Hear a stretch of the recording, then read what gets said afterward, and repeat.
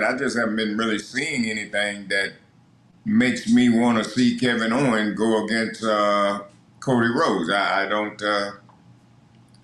know.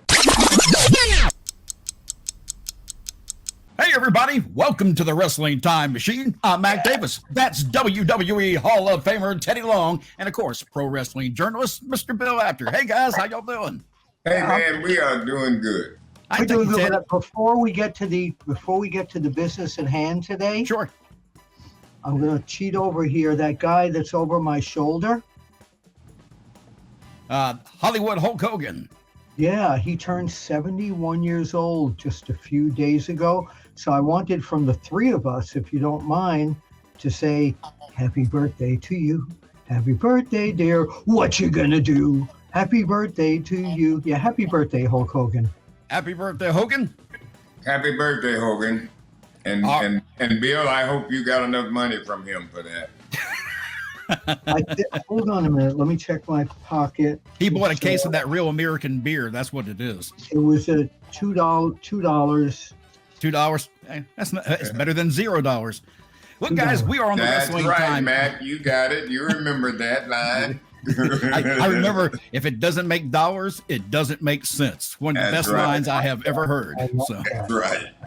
All right, we are on the Wrestling Time Machine, and let's talk about something that's in the future in this time machine, and that is Bash in Berlin, where one of the big matches for that card will be Kevin Owens against Cody Rhodes for the Undisputed WWE Championship. Now, let me ask you, Bill, do you think there's even a slight chance that Kevin Owens becomes a new champion at Bash in Berlin? I don't. I think that it's going to be Kevin Owens' character is very volatile. This storyline that they're doing was kind of refreshing to me because he kept saying he didn't want the match. Yeah. And I haven't. A champion says you can have the match. I don't want the match. I'm not worthy. I'm not. Maybe he's saying he's not ready for it. So I think it's going to be some sort of an outcome that might either turn Cody against him in the American Nightmare division, or it might turn Kevin Owens heel again. He might just go crazy on Cody. But I don't think the title's going to change hands in Berlin. Teddy, what are your thoughts? Yeah, I don't think so either. And like I said, I just haven't been really seeing anything that makes me want to see Kevin Owens go against Cody Rhodes. I don't know.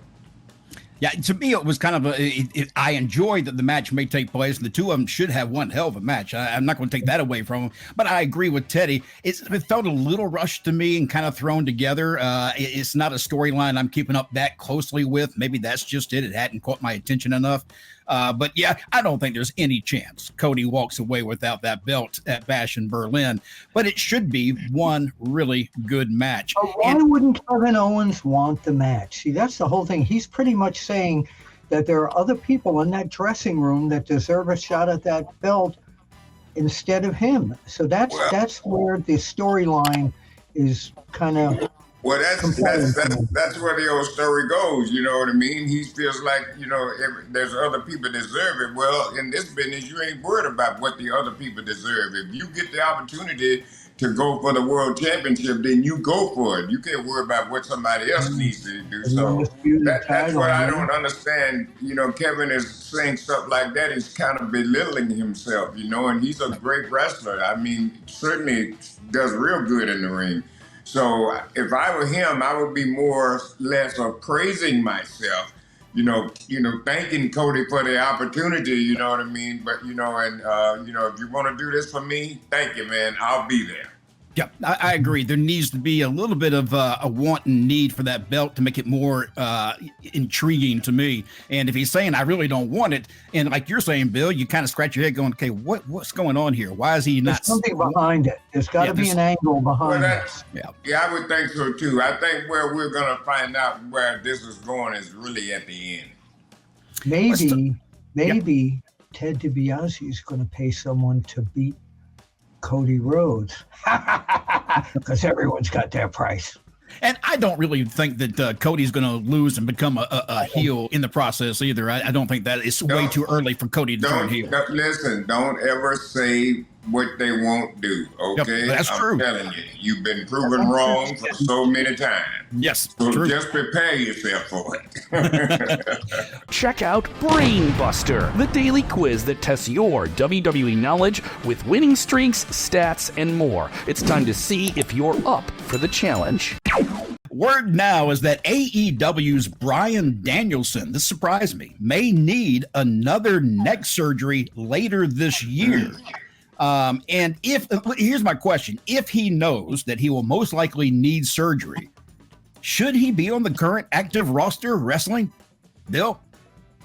He has already announced that, if I'm kind of paraphrasing this, that if he doesn't win the championship at the Wembley show, that he's thinking of never getting into the ring again. But more so than that, he wants one of his daughters is 7 years old, and she now is realizing that she wants daddy around, etc. So I think surgery or not surgery, he's going to wind down the in-ring career. I think he'd be a great advisor for AEW with everything that he's done.